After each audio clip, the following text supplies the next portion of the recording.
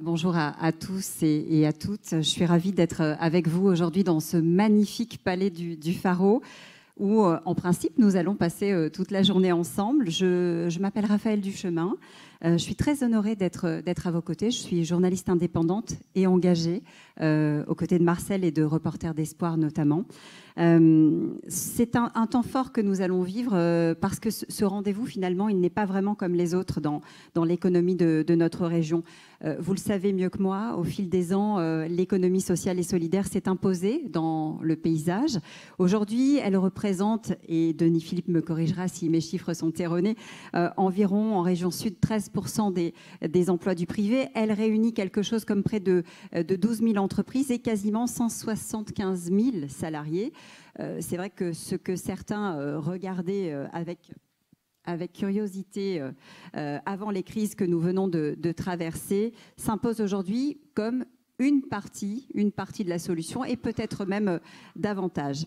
Solution dans notre quotidien, à nous, citoyens, à nous, consommateurs aussi, mais également, et nous allons le voir, dans nos entreprises qui cherchent à la fois de nouvelles manières d'attirer des talents, de les garder aussi, et puis de faire prospérer leur modèle de manière beaucoup plus vertueuse. Nous aurons tout au long de la journée l'occasion évidemment de nous interroger sur la présence grandissante de l'économie sociale et solidaire, le regard aussi que la société, que le monde économique porte sur elle.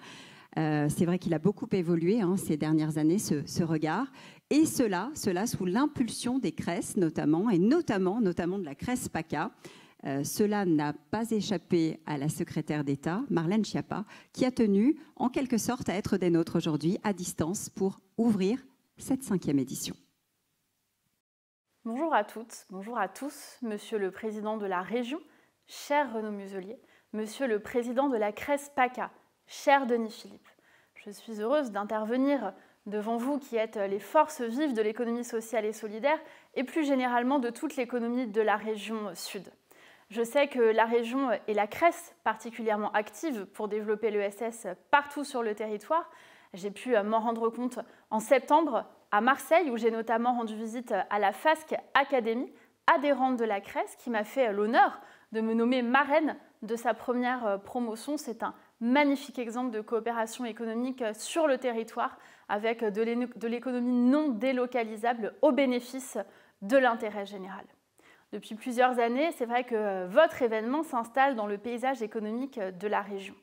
Aujourd'hui, en réunissant plus de 1500 visiteurs, 100 exposants, en organisant aussi une place des affaires, vous permettez à des projets de l'économie sociale et solidaire d'éclore et à d'autres de se développer ou de se faire connaître. Vous créez aussi des ponts entre tous les acteurs économiques engagés, qu'ils soient entreprises de l'ESS, entreprises engagées dans une démarche RSE, acteurs publics. Fort de ces 4 éditions précédentes, le Salon est aussi un moment marquant du mois de l'ESS porté par ESS France. Grâce au mois de l'ESS, nous aurons l'occasion de faire connaître au plus grand nombre cette économie de la coopération. Je crois que l'ESS rassemble tous ceux qui pensent que l'on fait mieux ensemble que tout seul, tous ceux qui pensent qu'on peut et qu'on doit combiner performance économique, utilité sociale, préservation environnementale. Car oui, pour que l'économie sociale et solidaire irrigue toute l'économie comme son nom l'indique, nous devons créer des ponts partout où cela est possible. Et je crois que c'est possible partout. Pour faire tomber les murs entre les différentes économies, la commande publique, qui fait partie des thèmes de la journée, est un outil que nous développerons à obligation de clauses sociales et environnementales dans les marchés publics. C'est d'ailleurs le travail que nous avons commencé à mener pour les JO 2024. C'est un travail aussi commun avec d'autres ministres pour créer un annuaire ESS à destination des administrations. Je suis par ailleurs particulièrement attachée au modèle des CRES, ces chambres régionales. Je veux saluer ici le dynamisme, l'énergie et même parfois l'exigence, mais c'est son rôle, de la CRES PACA qui fédère les acteurs, qui accompagne et qui déploie sur le territoire une ingénierie précieuse et qui est magnifiquement représentée auprès du niveau national. Alors je vous réunirai toutes, vous les CRES, en janvier au ministère pour organiser votre montée en puissance au service de vos territoires et voir comment je peux davantage agir pour vous soutenir. L'économie sociale et solidaire, c'est le poumon des territoires. Elle y crée du lien, de l'emploi, maintien de l'activité. Bref, elle participe aussi à cette souveraineté économique dont on parle tant. car c'est dans nos territoires que s'organise le réseau de solidarité pour les plus précaires, les crèches de nos villes, les épiceries de nos villages ou encore les tiers-lieux qui organisent activités sociales et culturelles. Rappelons-le, l'ESS, c'est une bouteille de vin sur 2 en France, la moitié des crèches par exemple. Aucune organisation de l'économie sociale et solidaire ne peut, par nature, tourner le dos à son territoire, à ses besoins, à ses enjeux économiques, écologiques, sociaux. Une entreprise qui fait vivre son territoire, c'est une entreprise responsable. Et je veux qu'on puisse ensemble porter ce message. Les sujets que vous portez, que vous incarnez au niveau de l'ESS, dans la région sud, me tiennent particulièrement à cœur et vous le savez. Alors je soutiens de toutes mes forces vos initiatives, je vous félicite chaleureusement, je vous en remercie et je vous donne rendez-vous très bientôt au ministère ou dans votre région pour mettre en valeur l'économie sociale et solidaire ensemble parce qu'on agit bien qu'ensemble. Merci et très bon forum à vous. Voilà pour le message envoyé par Marlène Schiappa. Denis Philippe, je vois que la ministre a déjà commencé à remplir votre agenda, manifestement. Alors, sans plus attendre, je vais vous céder la parole. Je vais vous demander de rejoindre le pupitre. Je crois que le fil conducteur, c'est un peu le même chaque année, finalement, puisque c'est un peu la guideline, le salon de l'économie d'avenir. L'ESS, c'est l'avenir. Merci. Nous avons vu Madame la secrétaire d'État à l'économie sociale et solidaire et à la vie associative intervenir. Monsieur le préfet de région, vous êtes présent aujourd'hui à l'ouverture et à l'inauguration de ce salon. C'est un signe fort que vous envoyez. C'est le signe fort de l'État et de l'intérêt que l'État porte à l'économie sociale et solidaire dans cette région.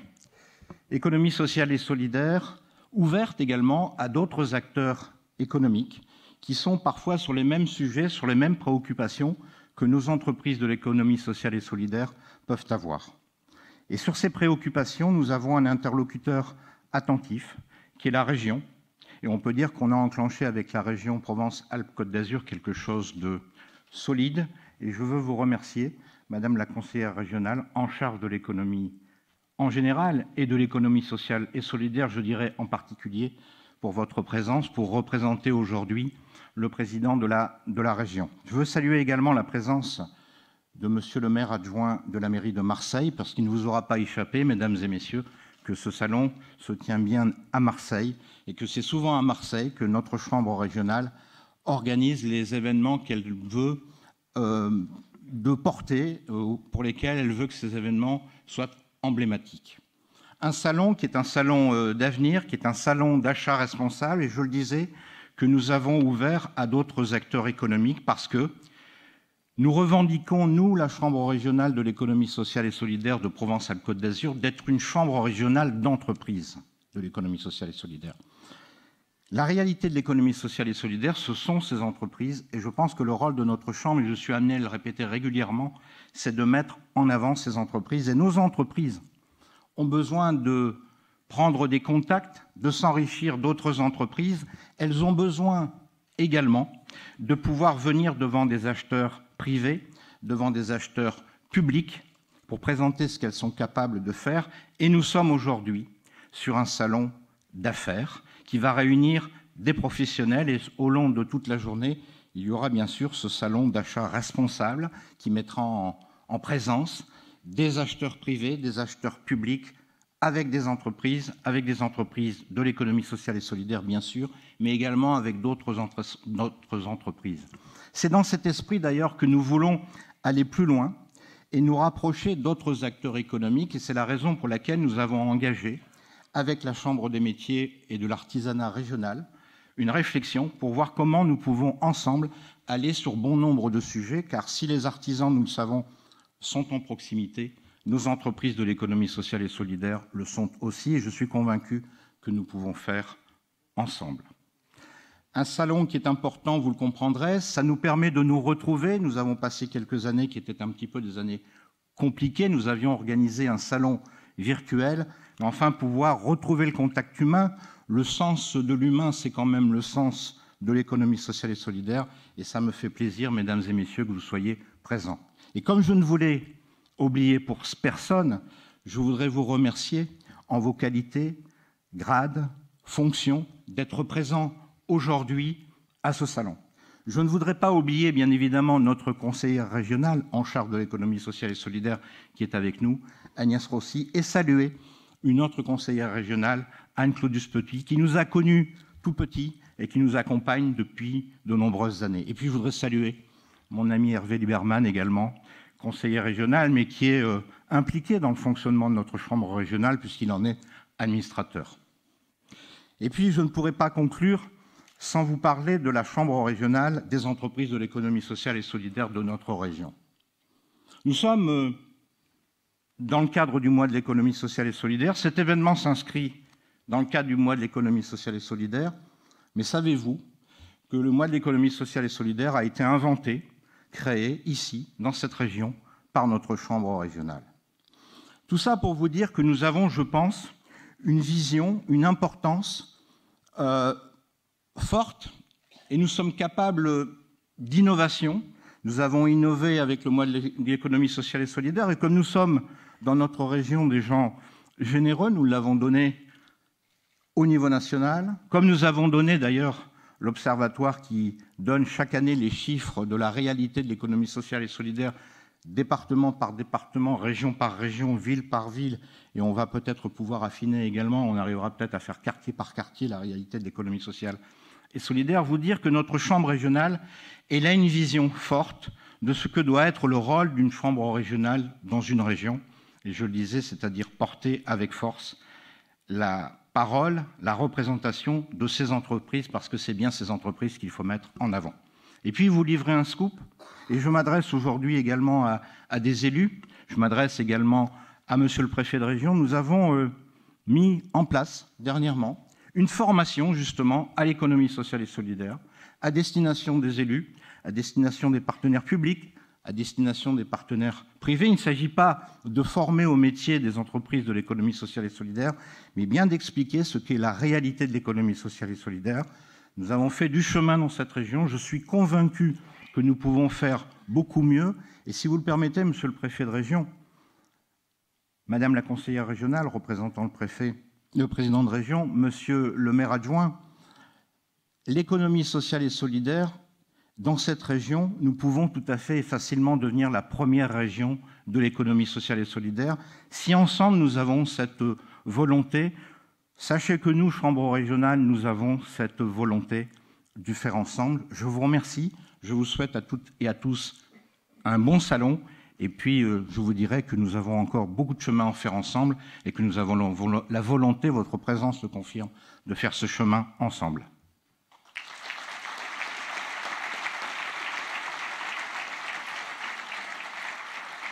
Merci Denis Philippe. On va poursuivre effectivement cette séquence inaugurale.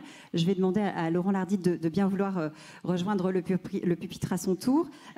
Quand on est effectivement adjoint au maire de Marseille en charge du dynamisme économique, de l'emploi, du tourisme durable et évidemment de l'économie sociale et solidaire, on doit, j'imagine, se féliciter de voir combien finalement cette cité fabrique de pépites au quotidien, hein, quasiment. Comment est-ce qu'on fait pour aller vers plus de coopération encore et peut-être encore plus de transition? J'imagine que vous avez quelques clés. Tout à fait. Je vais essayer non pas de vous donner des clés, mais peut-être d'essayer de vous expliquer ce que la ville de Marseille essaye aujourd'hui de fabriquer par rapport à ses propres objectifs vis-à-vis de l'économie sociale et solidaire. Monsieur le préfet, madame la représentante du président de la région Sud, Provence-Alpes-Côte d'Azur, chère Isabelle, monsieur le président de la Chambre régionale de l'économie sociale et solidaire, cher Denis, mesdames et messieurs les représentants de l'économie sociale et solidaire et mesdames et messieurs les élus aussi, parce que j'en vois de très nombreux. Alors je suis heureux d'être parmi vous aujourd'hui, de représenter ici le maire de Marseille, Benoît Payan, pour l'ouverture de ce salon de l'économie d'avenir. Quel joli mot, on en reparlera. Et vous souhaitez, en son nom, au nom du maire de Marseille, la bienvenue dans notre belle ville. L'économie sociale et solidaire, c'est aujourd'hui cette économie, ces entreprises qui posent pour principe d'action de concilier l'utilité sociale, la performance économique avec des formes de gouvernance qui associent plus étroitement aux décisions l'ensemble de ceux qui y travaillent. Cette idée, il faut bien le dire, a pendant longtemps provoqué plus de sourires que de considération au sein de l'économie dite classique. Mais les temps changent, et j'en veux pour preuve aujourd'hui ces vastes mouvements de conversion engagés au sein de l'économie classique et tous inspirés des valeurs de l'économie sociale et solidaire.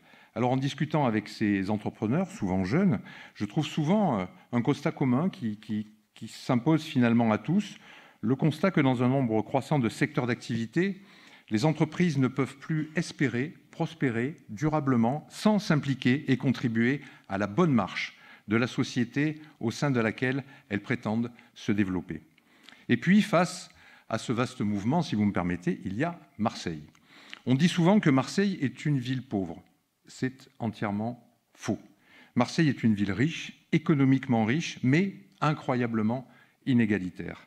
Et au-delà des conséquences de ces profondes inégalités sociales, spatiales, en particulier à Marseille, il y a aussi le fait qu'aucune grande ville au monde ne peut espérer développer son économie, sa prospérité, si dans le même temps, elle laisse sur le bord du chemin une part aussi importante de ses forces vives, et en particulier de sa jeunesse. Et c'est peut-être bien là que Marseille rencontre l'économie sociale et solidaire, car notre ville est aussi riche de ses valeurs de solidarité et de fraternité. Elle est déjà, de fait, une terre fertile pour l'économie sociale et solidaire. Et ce n'est pas moi qui le dis, mais une étude récente, menée par France Active sur le territoire de la ville de Marseille, en partenariat notamment avec la Chambre régionale de l'économie sociale et solidaire et avec le soutien de la ville de Marseille. Un chiffre de cette étude doit tous nous interpeller. À Marseille, 19% de l'emploi salarié privé relève de l'économie sociale et solidaire. 40 000 personnes. Un emploi salarié privé sur 5 à Marseille, soit presque le double de la moyenne nationale. Cette économie est donc particulièrement structurante pour notre ville et plus globalement pour l'ensemble de notre région. Je tiens à ce sujet à remercier la région, son président et sa représentante pour l'intérêt qu'ils portent à l'économie sociale et solidaire et en particulier à l'activité de sa chambre régionale. Notre majorité, elle, à Marseille, soumettra au prochain conseil municipal ce vendredi une délibération afin d'engager un dispositif pour mobiliser encore plus les acteurs de cette économie d'avenir, pour favoriser l'éclosion de projets et pour faciliter le bouclage de leur financement. À Marseille, les retards accumulés par notre ville dans tant de domaines deviennent paradoxalement aujourd'hui des atouts. Parce que nous avons en fait la véritable chance de partir d'une feuille blanche, alors même que nos manières de faire, de construire et d'entreprendre doivent être réinventées face aux bouleversements sociaux, économiques et climatiques durables que nous rencontrons. Je pense bien sûr à Marseille, à tous nos chantiers, dans une ville qui reconstruit enfin ses écoles, qui reconstruit enfin ses logements, qui va maintenant enfin développer ses transports en commun et ses mobilités.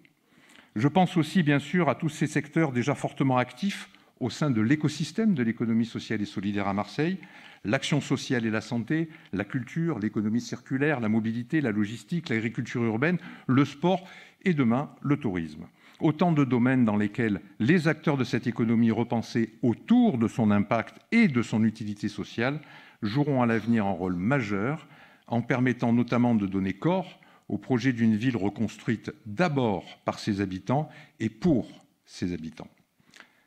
Voilà, mesdames et messieurs, mon expérience de chef d'entreprise m'a amené à côtoyer des acteurs de l'économie sociale et solidaire.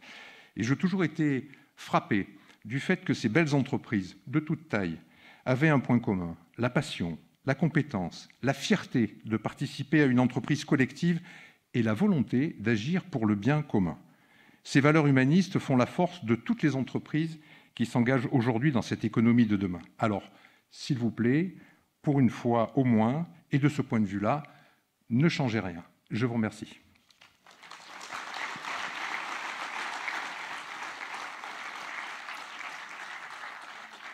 Merci beaucoup pour effectivement ce focus sur la ville de Marseille. On va agrandir le cercle, si vous le voulez bien. Isabelle Campagnola-Savon, présidente de la commission entreprise, artisanat, commerce, économie sociale et solidaire et économie circulaire de la région Sud va rejoindre le pupitre. Il y a quelques mois, je crois, et ça a été encore rappelé, Renaud Muselier et Denis Philippe avaient dit ici même leur volonté de faire justement de la région Sud la première région de l'économie sociale et solidaire devant la Bretagne. On est sur la bonne voie, c'est ce que vous diriez ? Bon, écoutez, je vais vous annoncer ça, on va voir. C'était au mois de juillet, il me semble. Tout à fait. Donc, mon cher Denis Philippe, président de la Chambre régionale économie sociale et solidaire Provence-Alpes-Côte d'Azur, Monsieur Laurent Lardy, cher Laurent, adjoint au maire de Marseille en charge du dynamisme économique de l'emploi, du tourisme durable et de l'économie sociale et solidaire, représentant le Benoît Payan, le maire de Marseille, Madame Agnès Rossi, conseillère régionale déléguée à l'économie sociale et solidaire, chère Agnès, cher Hervé Liberman, conseiller régional, et Monsieur Christophe Mirmand, préfet de région Provence-Alpes-Côte d'Azur, préfet de la zone de défense et de sécurité sud, préfet des Bouches-du-Rhône, mesdames et messieurs. Alors, je suis très heureuse, évidemment, d'être aujourd'hui parmi vous pour l'inauguration de ce salon ESS Sud, le salon de l'économie et de l'avenir. Car oui, il ne faut pas s'y tromper, c'est bien un salon d'affaires. Tu le disais tout à l'heure, Laurent, également. L'ESS, c'est une autre manière de faire de l'économie, mais c'est bien de l'économie. De l'économie et des valeurs fortes. L'engagement, le partage, la proximité. À l'heure où les employés ne retournent pas forcément au travail et qu'ils sont en quête de sens, ces valeurs sont primordiales. L'ESS représente une part essentielle de l'économie régionale. Notre président Renaud Muselier, que j'ai l'honneur de représenter aujourd'hui, est vraiment qui était navré de ne pas être à votre côté quand on sait à quel point il tient à cette économie et combien il vous soutient. La preuve en est avec une conseillère régionale en charge de l'économie sociale et solidaire, avec une création de commission de l'économie sociale et solidaire qui n'existait pas avant en région. Et donc, il a eu l'occasion d'ailleurs de vous le dire le 3 juillet dernier, lors de la 3e conférence régionale. Donc, comme vous le savez, l'économie sociale et solidaire, c'est un secteur créateur de richesses. C'est 7% du PIB régional. C'est un secteur qui est résilient face à la crise, avec 3500 entreprises qui se sont créées entre 2019 et 2021. C'est un secteur qui représente une grande diversité d'entreprises. En témoignent d'ailleurs les différents exposants qui sont là aujourd'hui. Pain et Partage, la boulangerie solidaire avec laquelle la région travaille. La table de Cana, qui est aussi traiteur pour diverses occasions, qui est notre traiteur.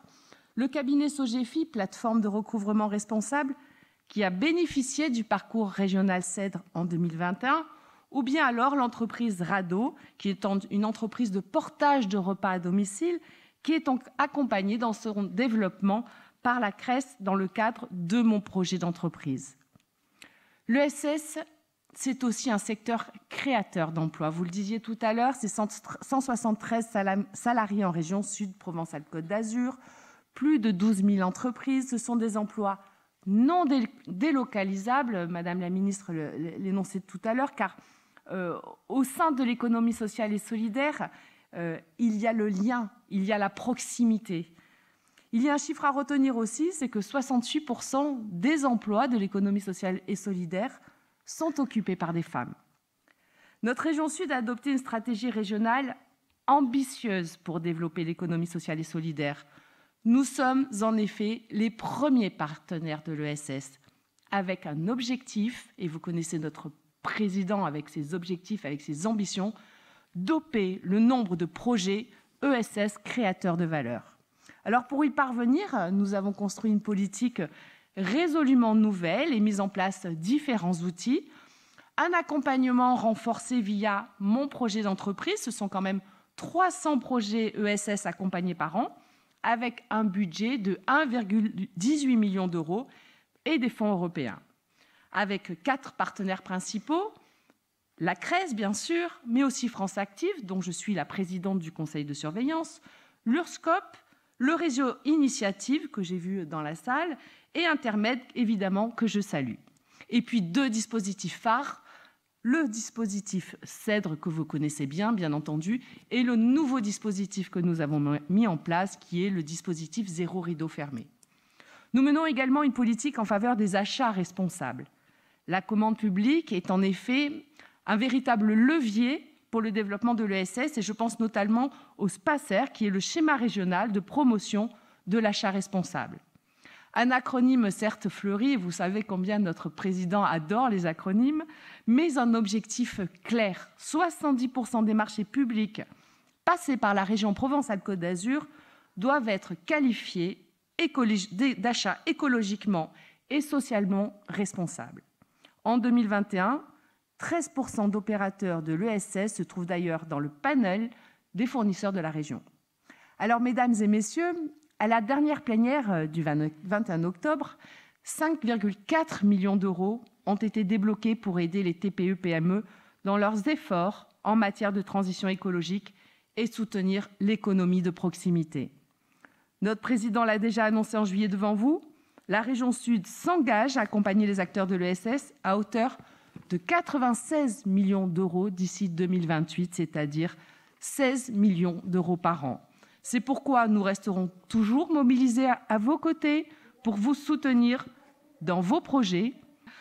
Nous relèverons ensemble ces défis en apportant une réponse concrète aux enjeux de demain, en lien bien sûr avec notre plan climat et notre feuille de route en matière de développement économique. Je vous remercie. Merci Isabelle Campagnola-Savon. Nous avons commencé tout à l'heure avec les mots de la secrétaire d'État. Monsieur le préfet, je vais vous demander à votre tour de rejoindre le pupitre. On a entendu, hein, c'est vrai, les mots de Marlène Schiappa. Et c'est vrai que la Cress PACA, on peut le dire comme ça, j'espère que je ne vexerai pas Denis Philippe, est un agitateur de l'économie. C'est aussi finalement un des piliers aujourd'hui du dynamisme de cette économie locale. Merci beaucoup, Monsieur le Président de la Chambre régionale de l'économie sociale et solidaire, cher Denis Philippe, Madame la conseillère régionale, présidente de la commission entreprise et notamment ESS du Conseil régional, Monsieur l'adjoint au maire de Marseille, Mesdames et Messieurs les élus, Mesdames, Messieurs, après, comme vous l'avez dit, Madame, le message enregistré de la ministre déléguée à l'économie sociale, solidaire et à la vie associative, Madame Marlène Schiappa, je voudrais, en tant que représentant de l'État en région, à mon tour, saluer la très belle initiative de Denis Philippe, qui met à l'honneur aujourd'hui, à l'occasion de ce mois de l'ESS, une fois encore, les acteurs de l'économie sociale et solidaire, aux côtés de ceux qui œuvrent en faveur de la responsabilité sociétale des entreprises et des organisations au service de la transition écologique, notamment par la promotion d'achats socialement et écologiquement responsables. Et cette manifestation témoigne naturellement de la vitalité de l'ESS dans notre région, mais également aussi du rôle qu'elle joue au niveau national, puisqu'elle représente 10% du PIB et près de 2,6 millions d'emplois.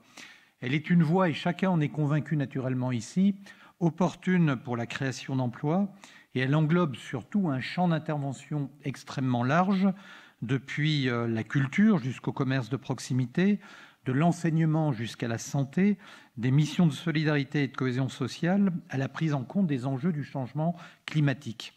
Elle est un acteur surtout du développement des territoires et elle contribue au maintien des populations dans les zones isolées les plus éloignées de nos grandes métropoles en fournissant des prestations complémentaires à celles issues de l'économie de marché. Elle est surtout une méthode pour construire un modèle de société plus résilient, plus responsable, plus inclusif, plus respectueux de l'environnement, et elle se veut également porteuse de solutions, comme vous l'avez dit dans vos propos tout à l'heure, Monsieur le Président. Elle est enfin surtout également aussi un état d'esprit autour des concepts de fraternité, de citoyenneté, en poussant en quelque sorte les individus à rechercher d'autres critères d'action au-delà des simples enjeux de rentabilité économique. Et la thématique que vous avez retenue aujourd'hui, Monsieur le Président, pour cette journée, acheter socialement et écologiquement responsable, rejoint naturellement les préoccupations majeures de l'État. Car on le sait, les enjeux environnementaux constituent aujourd'hui la ligne de force de la feuille de route gouvernementale qui affiche clairement l'ambition de réussir la transition écologique et d'aller vers la neutralité carbone. Et cet objectif, à l'image de l'ESS, il n'est pas naturellement sectoriel et il concerne l'ensemble des activités de notre pays. Il se décline par exemple dans les politiques relatives à la transition énergétique, à la lutte contre le gaspillage, au recyclage ou bien encore à l'économie circulaire. Et la transition écologique figure également au cœur du plan France 2030. Vous le savez, Monsieur le Président, Bruno Bonnell, le secrétaire général pour les investissements, était dans notre région il y a quelques jours encore. Il a présenté naturellement ses ambitions pour mobiliser les 54 milliards d'euros dont il a la charge au niveau national. Et il est venu prendre ici la mesure, avec l'ensemble des acteurs, de la mise en œuvre de ce plan. Et bien sûr, l'économie sociale et solidaire y a toute sa place et elle devra être considérée comme un des éléments clés pour permettre de réussir la mobilisation de ces financements qui doivent nous permettre de construire ensemble un avenir plus durable et plus résilient. Mais pour en revenir au thème que vous avez choisi pour ce salon, je voudrais rappeler que l'objectif de développement de l'achat durable s'inscrit naturellement dans les plans structurels qui ont été initiés par l'État, tels que le plan climat de 2017 ou bien encore le plan biodiversité de 2018. Et plus récemment, c'était le 15 mars 2022, l'État a renouvelé et amplifié le plan national des achats durables, le PNAD 2022-2025, afin de structurer l'action en faveur des achats socialement et écologiquement responsables et de fédérer les différents acteurs au niveau national comme au niveau territorial. Et c'est bien ce que vous ambitionnez de faire, Monsieur le Président, Mesdames et Messieurs, aujourd'hui, avec ce salon professionnel, faire agir ensemble l'ensemble des acteurs de l'économie sociale et solidaire pour permettre, grâce à cette politique d'achat, de pouvoir mobiliser tous les leviers pour contribuer à atteindre cet objectif de développement durable et de développement plus soutenable. Et ce plan se fixe deux objectifs majeurs à l'horizon 2025, 100% de la commande publique avec une considération environnementale et 30% avec une considération sociale. Ce sont bien des enjeux que vous portez ici au sein de l'ESS. Et un de ces axes consiste à promouvoir le plan national des achats durables. Et je me réjouis bien sûr que ce salon s'inscrive dans cette perspective, mais sans à dire vraiment étonné, puisque les achats, et vous l'avez souligné tout à l'heure dans vos propos, constituent un véritable levier d'action pour la cohésion sociale, au service de la solidarité, de l'équité, de l'éthique dans les relations commerciales. Et parmi les impacts attendus pour une politique d'achat responsable, je pourrais évoquer l'accès ou le retour à l'emploi des publics marginalisés, notamment par le développement de clauses sociales dans les marchés publics, le soutien aux acteurs du secteur protégé et adapté, le soutien bien sûr à l'économie sociale et solidaire, ou bien encore le développement de l'égalité entre les femmes et les hommes, le recours au commerce équitable et bien sûr la garantie de la traçabilité des chaînes d'approvisionnement en matière de respect de l'environnement comme des droits humains.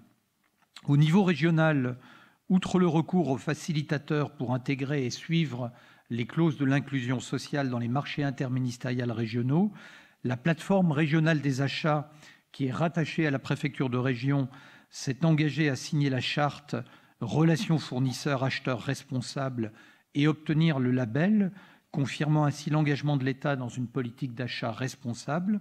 Et ces attendus, je crois, Monsieur le Président, se situent bien au cœur des préoccupations qui sont les vôtres, au cœur du projet de l'ESS, qui vise à concilier ces exigences à la fois sociales et sociétales, démocratiques, écologiques et économiques, ainsi que vous l'aviez manifesté en consacrant votre 3e conférence régionale, tenue en juillet dernier, au thème de l'économie sociale et solidaire au cœur des transitions. Et au cours de cette conférence, nous avions d'ailleurs renouvelé la convention cadre triennale État-région CRES, témoignant ainsi de l'engagement pérenne de l'État à vos côtés, car vous avez raison, Monsieur le Président, de souhaiter ardemment encore plus de reconnaissance de l'économie sociale et solidaire, à la fois au niveau régional et au niveau national, dans cette région au sein de laquelle elle tient une place si importante, avec ses 175 000 salariés répartis dans plus de 16 800 établissements, avec 4,5 milliards d'euros de salaires bruts distribués, et avec 10% des emplois de la région qui relèvent directement de l'économie sociale et solidaire, 13,1% pour le secteur privé. Et j'ai bien retenu le chiffre que vous avez évoqué tout à l'heure, monsieur le maire adjoint, dans vos propos, près de 20% des emplois ici à Marseille. Eh bien, nous avons pleine conscience, naturellement, que l'ESS irrigue des secteurs essentiels pour la vie de nos concitoyens, l'action sociale, la formation, la culture, l'insertion, la transition écologique, l'assurance, le sport, les loisirs, bref, tout ce qui fait la vie quotidienne de l'ensemble des habitants de cette région. Et c'est pour ça, naturellement, Monsieur le Président, que je tenais à être ce matin parmi vous pour vous réaffirmer pleinement le soutien permanent apporté par l'État au secteur que vous représentez, au secteur que vous portez, qu'il s'agisse naturellement du financement de la CRES elle-même, mais également aussi de l'aide au dispositif local d'accompagnement, des concours qui sont apportés dans le cadre du plan de relance à l'économie circulaire. Je pense aux moyens qui sont mobilisés par l'ADEME, ou bien encore à l'appui à l'entrepreneuriat dans les territoires. Et vous le savez, c'est aussi une dimension importante du plan Marseille en grand qui a été lancé le 2 septembre 2021 par le Président de la République, ou bien encore des démarches d'innovation pour l'accès à l'emploi. Tous ces outils que vous mobilisez au quotidien, ils sont ceux sur lesquels également aussi l'État souhaite vous accompagner pour pouvoir permettre d'amplifier votre action, d'amplifier l'efficacité qui est la vôtre. Je crois que plus globalement, il est peu de politiques publiques portées par l'État qui ne se traduisent par un partenariat étroit et confiant avec l'économie sociale et solidaire. Et je veux à cette tribune, bien sûr, m'en féliciter. Et c'est la raison pour laquelle j'ai souhaité, lors de la création de la Direction régionale de l'économie, de l'emploi, du travail et des solidarités, la DRETS, eh bien que celle-ci soit le référent pour l'économie sociale et solidaire, afin que vous disposiez d'un interlocuteur pleinement identifié au sein de l'administration régionale de l'État, un interlocuteur qui soit en mesure de porter une vision panoramique, je dirais, de l'action économique dans la région, qui soit en mesure aussi de se mobiliser à chaque fois que nécessaire à vos côtés pour permettre de donner plus de visibilité et plus d'efficacité à l'action qui est la vôtre. Mais soyez assuré, Monsieur le Président, de mon attention et de mon investissement personnel à vos côtés. Je serai systématiquement et autant que nécessaire, bien sûr, en mesure de relayer vos initiatives, de relayer votre action au niveau local comme au niveau national. Vous pouvez en être assurés. Mesdames et messieurs, Monsieur le Président, vous pouvez être fiers de votre engagement au cœur des enjeux sociétaux et économiques majeurs de notre pays, mais également confiants dans ce soutien qui vous est garanti par l'État à vos actions au quotidien. Merci de votre attention.